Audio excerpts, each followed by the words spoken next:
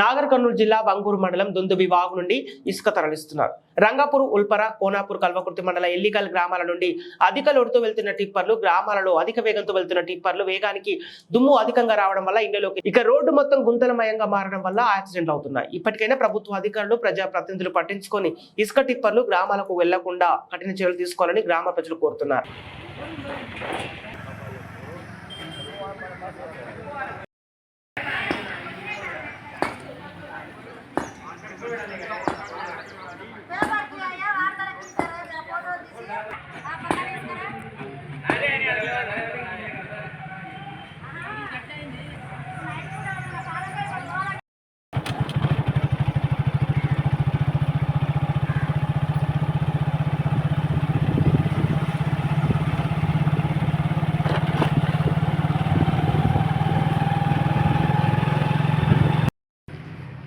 రంగాపూర్ గ్రామం మీదుగా ఇసుక టిప్పర్లు 50-60 టన్నులతోటి నడవడం జరుగుతుంది.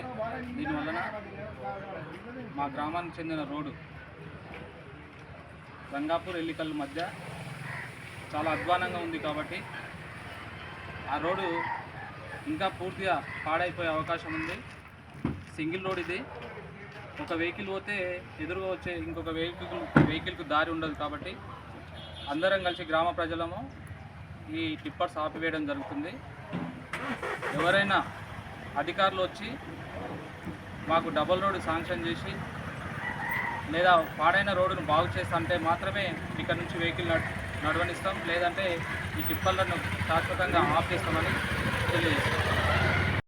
రంగాపురం అనగా పోతిరెడ్డిపల్లి నుంచి రంగాపురం మీదుగా ఎల్లికల్ మీదుగా కల్వకుర్తికి రోజు 50-60 టన్నుల ఇసుక చేరవేస్తున్నారు. ఇది దాదాపు కోట్ల దందా ఉంది. ఈ రోడ్లు ఆర్ఎంబికి సంబంధించింది కాబట్టి ఇది 10 టన్నుల 15 టన్నులది పాసింగ్ మాత్రమే ఉన్నది. వీళ్ళకు మాత్రం బడాబాబులు వీళ్ళ యొక్క స్వార్థానికి డబ్బులు దోసుకపోదామని 60-60 టన్నుల ఇసుక వేసి 50-70-80 వేలకు ఇసుక అమ్ముకోవడం జరుగుతుంది.